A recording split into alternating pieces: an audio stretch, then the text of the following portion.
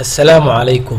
12,000 oo sano ka hor waxaa la dhisay dhismihii ugu dheeraa ee taariikhda xilligaas, waxaana dhisay dadkii ku noolaa dalka Turkiga. Dadkii hore waxa ay ku riyoon jireen inay dhisaan dhismooyin ilaa ay ka gaarayaan xidigaha. Waana wax iska caadi ah in bini'aadamku uu dhiso dhismaha uu ka sii dheer yahay. Maadaama dhulku uu yahay sida kubadda oo kale, waxaa xadidan dhererka dhismaha dushiisa aynu ka dul dhisi karno. Mawduuceena maanta waxaan ku baran doonaa dhismaha ugu dheer oo bini'aadamku ka dhisi karo dhulka.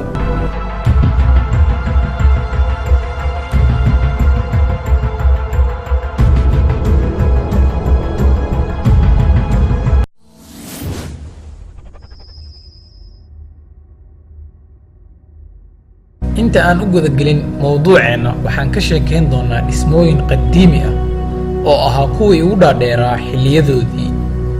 Great Pyramid waxay ku taalaa dalka Masar. Waxay ku taalaa magaalada Giza. Waxay u dhowdahay magaalada Qaahira ee dalka Masar. Dhererkeedu waxa uu gaarayaa 146 mitir. Waana dhisme aad qadiimi u ah, waxaana la dhisay 2570 sanadku markuu marayay Nabi Ciise ka hor.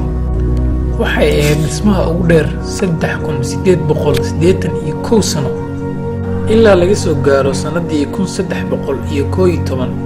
Xilligaas oo la dhisay dhismihii lagu magacaabo Lincoln Cathedral ee ku taalo dalka England, waxaana cabirka dhererkeeda uu gaaray 160 mitir.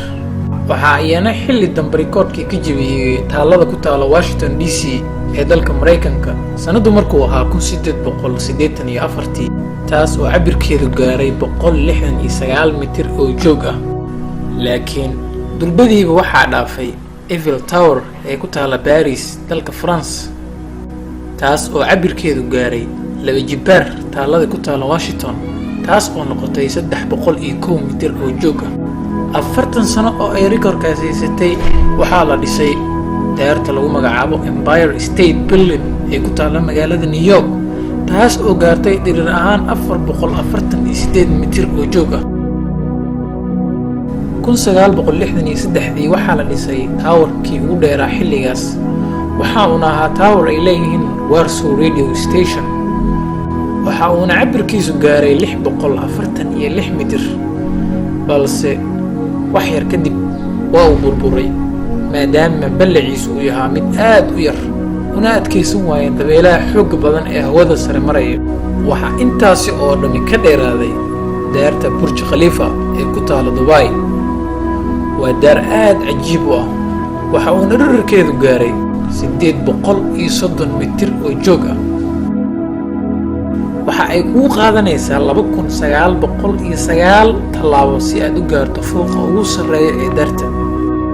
Laakiin haddii aad isticmaasho wiishka, waxay kugu qaadan doontaa inaad gaarto fooqa ugu sarreeya 2 daqiiqo iyo 40 sekond.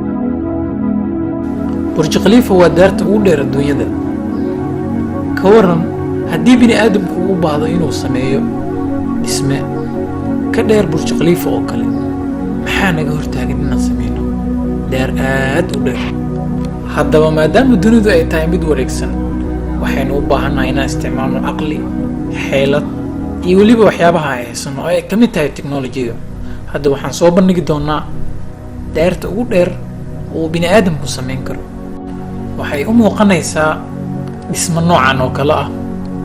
ballaceeda oo keliya waxa uu la ekaan doonaa Vatican City magaalada la yiraahdo, waxaana jooggeeda uu noqon doonaa 4 kiiloomitir oo kor ah.